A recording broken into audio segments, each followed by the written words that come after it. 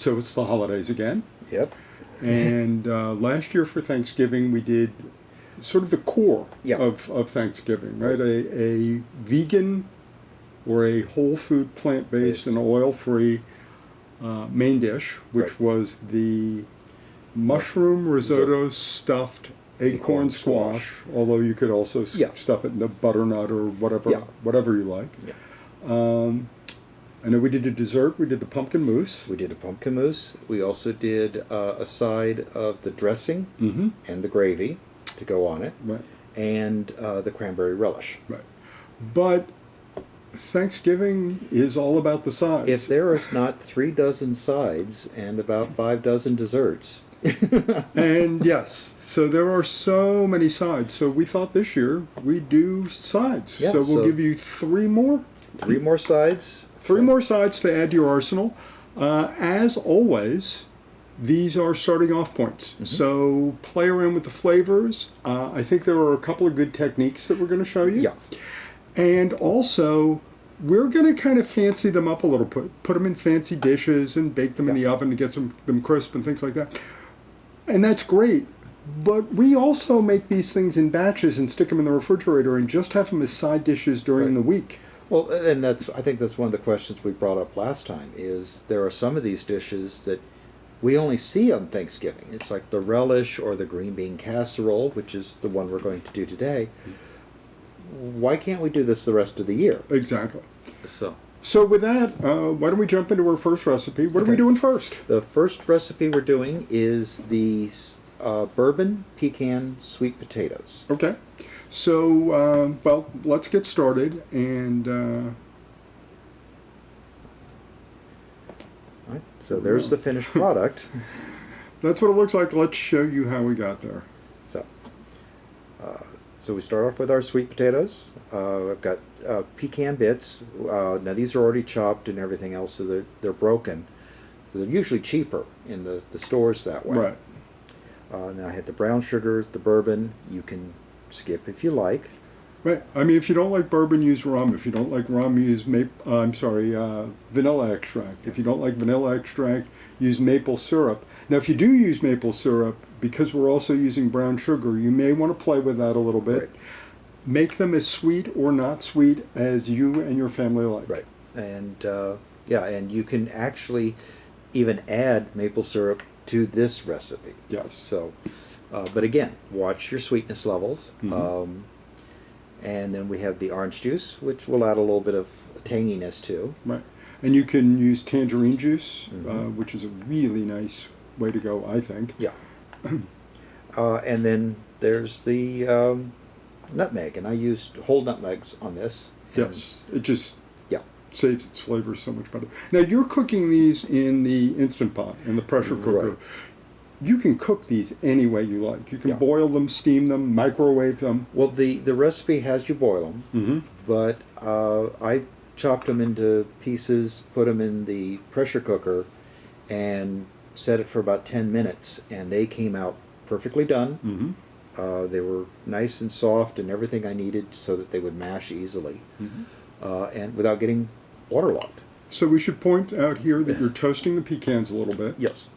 And if you don't like pecans, you can use walnuts, or I suppose you could use almonds, or Mhm. anything that you like. Yeah. And if you have nut allergies, leave the nuts out. Yeah. I wonder how hazelnuts would have worked with this. Ooh, yeah, chopped hazelnuts, I'll bet, would be really tasty. And then the brown sugar. It says to melt it, get it bubbly. I had trouble with it on this batch, Mm-hmm. and I really didn't worry about it. Now here we're adding the bourbon. So that'll liquefy it. Yes, just let it dissolve the sugars for you. And one of the other things you're doing is you're letting that cook for a little while, so you get the harshness of the alcohol. Right. Out of there. Get the alcohol out. Mm-hmm. Now, you're never going to eliminate all of the alcohol, but the amount of alcohol that's left over is pretty low. Yeah. So that's why I say reduce. Mm-hmm. Now again, every once in a while I'll pass my hand over here. You can see I'm trying to get a whiff, and I'm trying to see if I still smell that alcohol. Oh, okay. It's a good trick. So, and that way you're not sticking your face in hot steam. There's your orange juice, and again, as we Yeah. say, you can use whatever fruit juice you like. If you don't like the fruity flavor, you could use vegetable stock, you could use water. Yeah. But the citrus, I think, is a nice addition. Yeah. And well, now I'm not going to use piece by piece. I'm trying to find the ring that lets me lift my my little steamer steamer basket? out. Here we go. There we Yeah. go. So, and like I said, these I used the knife test on them, and it went through them with no resistance. So for people who don't know what that is, you're going to take a small paring knife and you're going to pierce Yeah, you can actually see it there on the screen. pierce one of the pieces of potato and just feel for resistance, and you want it to just go in cleanly with minimal to no resistance. Right. And now it's time to work out your aggressions. Yeah. Or if you've got kitchen help, little ones, this is a good time. So. Now, that said, almost all of these sides can be made ahead. You don't have to make them the day of Thanksgiving. And one of the things that we have been doing with potatoes is we've been cooking the potatoes, chilling them, and then reheating them. And it turns out that when you do that, for most potatoes, that's going to change the starch structure and lower the glycemic index of those potatoes, even when you reheat them. Which means that if you've got issues like diabetes or other things that might be aggravated by fast carbs, that this will make those dishes more compatible with your diet. Now, you should check with your healthcare professional, your nutritionist, or whoever you do your dietary planning with to make sure that's going to work for you, but it's something, it's a good trick to know. Yeah. Plus, that starch conversion, I think it makes the texture of the potatoes a little bit nicer. Yeah. So. And I added the nutmeg, and the tool I had there was a rasp. Yes, a woodworker's rasp. So if you have another half, or you are a woodworker, I would get a clean one. Yes. Yes. We do have two sets, one for woodworking and one, because we don't want wood shards. You don't need that much fiber. Right. And it used to be that you could get that tool less expensively from the woodworking shops than you could from the kitchen shops. I don't know if that's true anymore. Yeah. And so there we dished it up. Now it's ready to go at this point. So, or you can package it up, put it in the refrigerator, and reheat it later. So. Now, one of the things that I found is this batch, when it first got served, to me was a little thin and watery. And when you reheated it and it kind of cooked down a little bit more, I thought the flavor was better. I think the moisture was able to absorb into the potatoes. Right. So my only point there is, if you taste it and it's not where you want it to be, you can cook it down, you can add more stuff to it. If it's not sweet enough, you can add maple syrup or whatever. So again, as always, play with your food and do everything that you can to produce the results that you want to produce. So, a little bit of our ads now. Yeah, I think this would be a good time to once again thank the people who make this possible. The Indianapolis Public Library and the Indianapolis Foundation Library Fund, which has made this possible through a grant to the Indianapolis Public Library Foundation. The library is a great resource if you are trying to eat healthier and learn more about whole food plant-based cooking and lifestyle medicine. They have resources, including a curated reading and other resource list, which is available to you. I believe you can get it online, even if you are not a member of the Indianapolis Public Library. So if you're watching this from literally anywhere in the world, you should be able to get that list and then go to your local library who can help you out. Yeah. So our next dish, now this is one that definitely will be used around the year. Yes. Yes. But it's been one of those that have been sort of people have had trouble finding and locking down on, and this is only one variation of it. So, but it's mac and cheese. Yes. I could see doing this with our barbecue tofu in the summer. But Yep. now we're doing it for Thanksgiving. Yep. And so basically it's a plain dish. I mean, you can liven it up, yeah, let's see what this looks like. Yeah, I mean, at its heart, this is pasta in a cream sauce.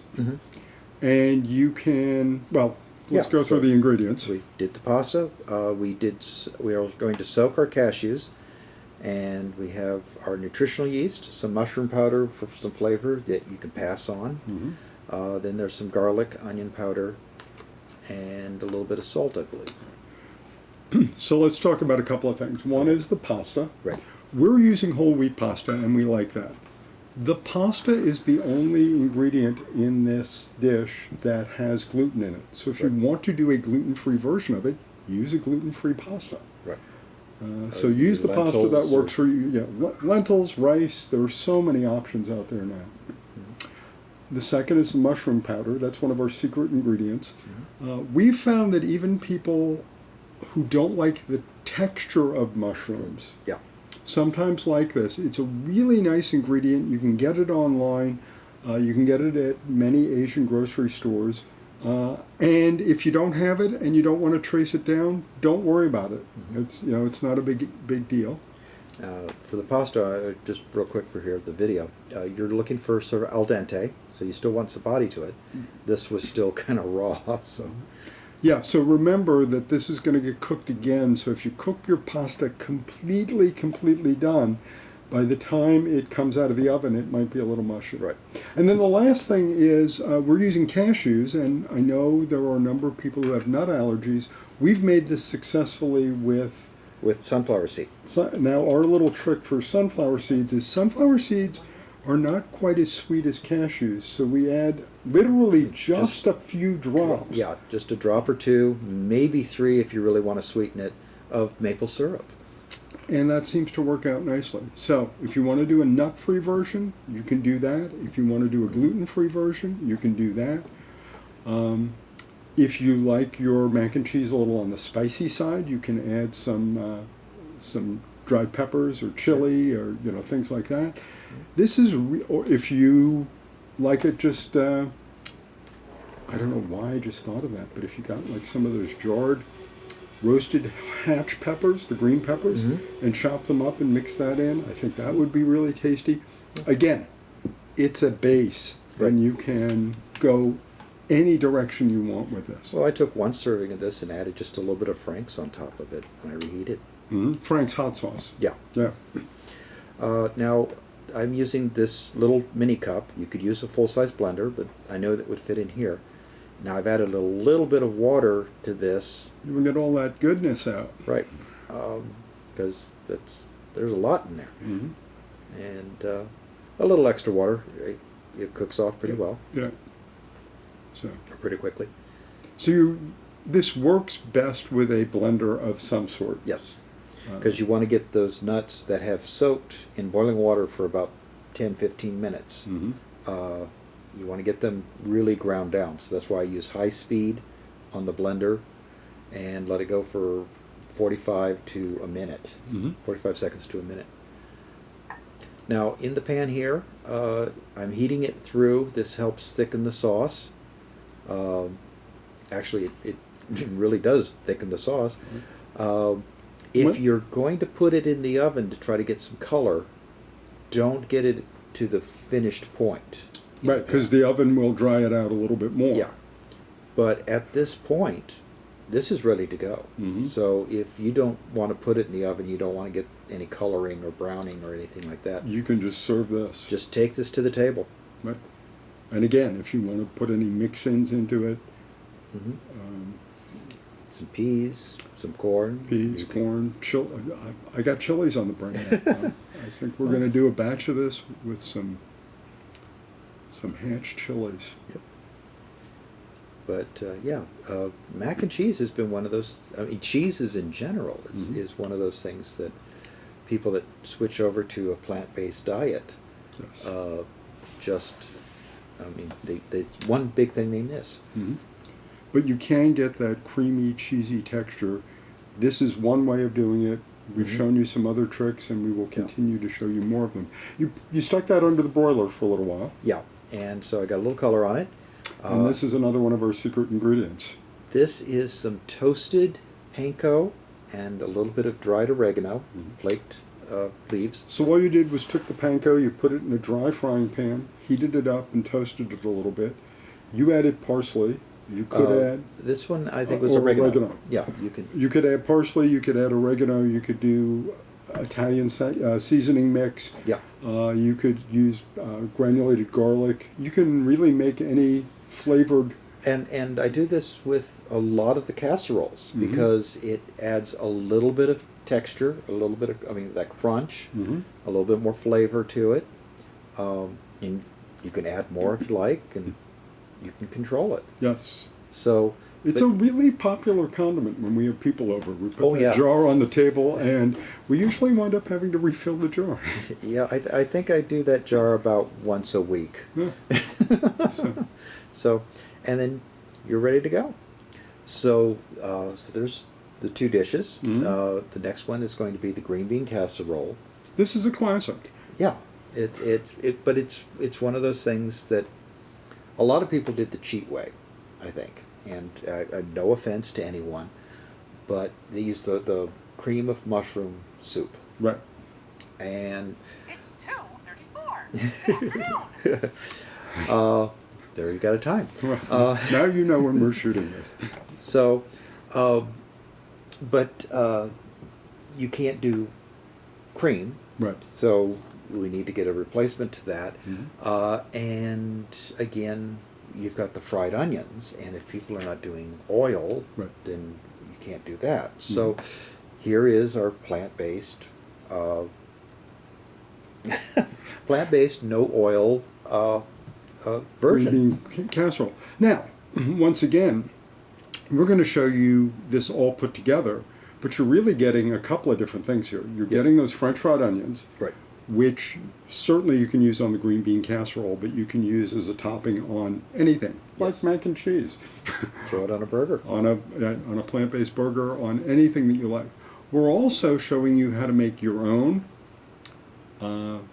intense, because you can add as much mushroom to this as you like, plant-based cream of mushroom soup, which is the base for all sorts of other recipes. So. And now, I did make a mistake on this, and I'll point that out when we get into it. But, okay. Yes. So, let's. But we fixed it in the recipe. Yes. So the recipe that you have is, if you make the recipe that is provided with this, it will come out fine. This was a user error situation. Right. And this came out fine, but we'll show you why yours may look a little different from ours. Okay. So let's get into this. Okay. All right. So once again, here are our ingredients. Now I'm doing this in stages. So this is the first stage. Which is going to be the French fried onions. Right. I want to get these started because these will pretty much take the longest. And while you're doing that, I guess we should say a little bit about onions. You're just using plain yellow onions here, but you could use sweet onions. I don't know that I think sweet onions are used like for onion rings. So yeah, I don't know that I'd use red onions or white onions with this, but yellow onions or sweet onions I think would be good options. Yeah. And you want to cut some fairly thin rings. Now I rolled the onion there because it's a nice little dull. And it tears the skin when it's not supported. So, and be careful when it gets close to your fingers, please. So, now got my dish or my pan that I'm going to put it in, and then you just break up your rings. Once again, you're using one of your barbecue baking mats there. You could use parchment paper. Parchment or a sill pad. Right. So. one of those silicone baking mats. But something that's going to keep the onions from gluing themselves Yes. to the pan. It's a good idea.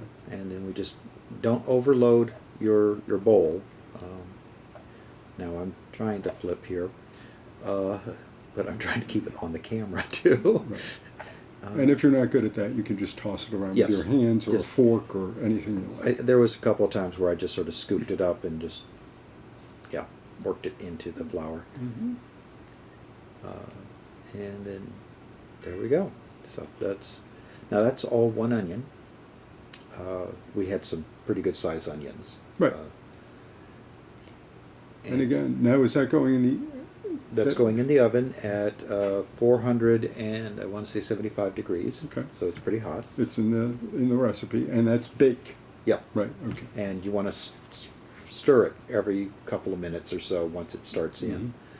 Yeah, because the onions are going to have a lot of water in them, and you want that steam to get out so that Yeah. they do get a chance to crisp up. Now for part two, we're doing the green beans. We're going to blanch these, and they're going to go into an ice bath. Now this is where I made my mistake. I doubled the beans because I wanted to make a good size batch. That's a 2-pound bag. The recipe calls for 1. And I forgot to double the sauce. Right. So when you make this, it's going to look a little creamier. It's going to Yeah. look like there's a bit more sauce in it. That is a good thing. Mm-hmm. Not that these were bad at all. No.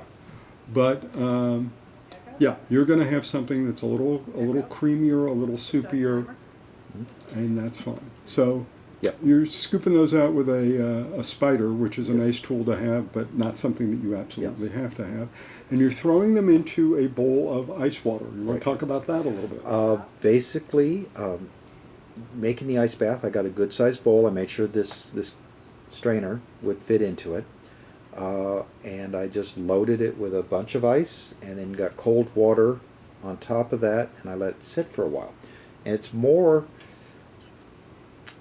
like 60% ice and then the water to make it up. Mm-hmm. Because it's going to take a little bit of the ice to bring it cold, Yeah. really cold. But don't be afraid to use ice is essentially the story here. Because what you really want to do is you want to go from them being at cooking temperature to stop cooking as quickly as possible.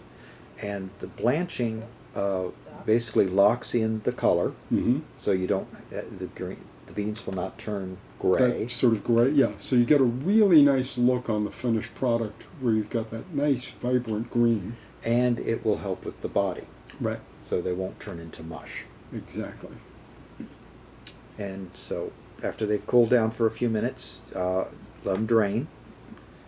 And the ice water, I'll just use on plants later. Right.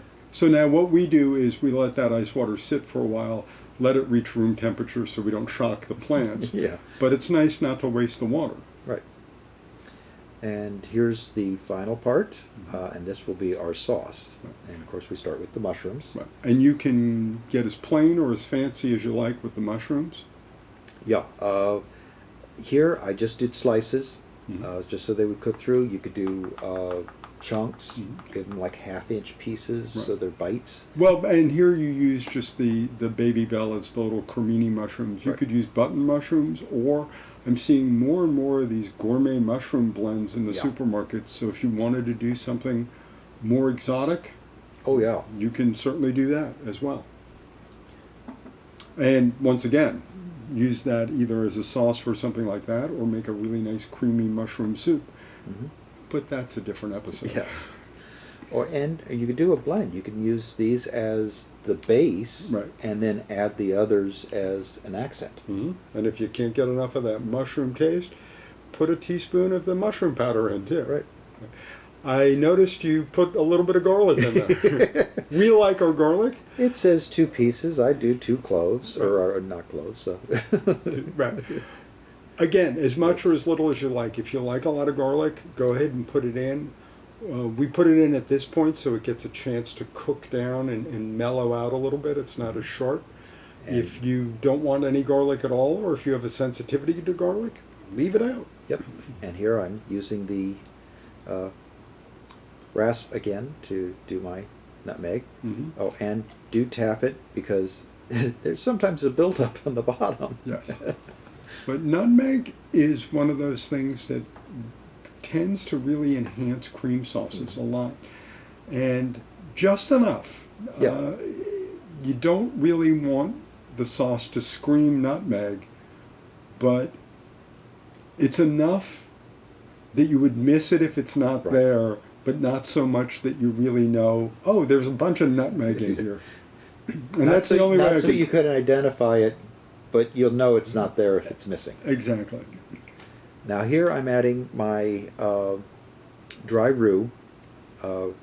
Essentially, when you're making a soup or a gravy or a sauce, you want to make a roux, and that's flour and butter for most people. Right. Traditionally, it's flour and some sort of fat that's been cooked down. Obviously, since we're doing the no oil version of this, we had to come up with a way around this. Right. So this is another one of our secret ingredients. So I cooked flour ahead of time in the oven. Right. Just put it in an open pan.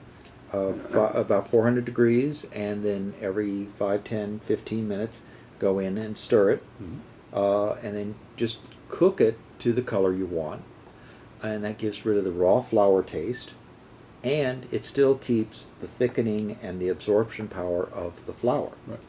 So the darker you toast the flour, two things will happen. One is you will develop more flavor, which is wonderful, but also it will thicken less, so you'll need more flour to get the same level of thickness if you toast it really dark. So play around with it. Yes, and when you go to put it in the pan like I did here, you will cook it a little bit more. Exactly. And you can still go for the color you want. The color that you want or the thickness that you want, you can always sprinkle in a little bit more. Now the nice thing about the dry roux, as we call it, is that you can make it in big batches, stick it in a jar, and keep it in a cool part of the pantry for a while. Months. So now you can see I've slowly added the stock to this, so you can see it's thickened up a little bit because you can see the pan still underneath. Mhm. And now here's the cream essentially, and that is soy milk. We like soy because it tends to behave well in cream sauces and thicken up and create a lot of body. If you're concerned about soy or you've got some soy sensitivity, there are lots of other plant milks out there, and just experiment, realizing that you may have to add a little bit more thickener because it may not thicken up as well. Soy and macadamia nuts are the two milks that I found that behave more like milk. Mm-hmm. Yeah, they'll if you add a little vinegar, they'll coagulate, and you can make a kind of buttermilk out of them. They thicken nicely. Yep. They just behave differently. Okay, so now it's assembly time. Yep. So the sauce is thickened to the point I want. I'm adding a little bit of the onion so that it mixes in. What do you got, about a third maybe there? A quarter to a third. Okay, Yeah, and you're breaking it up, I see. yeah, because I want it to spread out, Mhm. not so everyone gets a little bit. Mm-hmm. And then I'll add the beans in. Right. And you will either have half as many beans or twice as much sauce. Right. And that is, again, the recipe is correct. We just messed up when we did the demo. So you will see a creamier, saucier version of this in your pan. More mushroom. That's correct.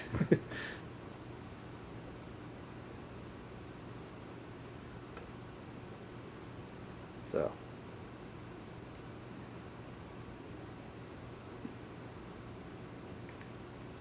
There we go. And just spread it out and And once again, this is done. You could eat this Yes. just like this. What we're doing when we put these things in casseroles like this and run them under the boiler or the oven for a little while is we're making them fancy for Thanksgiving. yes, you get that little bit of coloring and and being able to actually like bring a pan out that sort of still has the bubbling sauce on Yes, it. yeah. Makes- But if you want to make these for your family to have during the week and you just want to make a big batch of this, throw it in a plastic container and stick it in the fridge. Take some out and microwave it and put it next to whatever's for dinner that night. these are great side dishes. Right. And it's funny because when we first started doing this and I first started eating stuff like this, I would feel guilty because I was thinking, I'm having all this cream sauce or these cheeses and things like that. And then I thought, oh no, they just taste like that, but they're actually healthy food. Yes. Just re-engineered a little. That's right. And that's really one of the points of all of this, is to get you thinking about the foods that you love and maybe miss, and what sorts of things you can do to make things that give you some of those same sensations, but are not the unhealthy foods that we've been eating for so long. Well, I mean, I think that's the people's beliefs on diets, is you think about all the things you can't have. Right. And not the things you can. Right. And you can have this and lovely bourbon sweet potatoes and mac and cheese and mushroom risotto stuffed squash, and we'll put a link to those earlier recipes in the video description. So if you want those, you can make those too. Yeah. Or just go to the for those of you who are watching through the Indianapolis Public Library's YouTube channel, just look through some of the past videos. Yes. And we would love to hear about your Thanksgiving traditions, any dishes that you have modified to make them healthier, or dishes you would like us to take a crack at creating whole food, plant-based, oil-free versions of. Yeah. Just let us know. Yeah, I'd like to take a look at recipes and see what I can re-engineer. Exactly. So these are great for holidays. We've got Thanksgiving coming up, but we are entering so many holiday seasons. Yeah. So these are things that you can incorporate into that. As I've said several times now, these are things that you can just make and keep in the fridge as side dishes for for your daily meals. Yeah, they don't have to be Thanksgiving only. Right. They're pretty quick and easy, and they're flexible. Yes. And that's the thing, is play with them. That's right. So we hope you have a great Thanksgiving, and whatever other holidays you are celebrating. And until next time, Enjoy.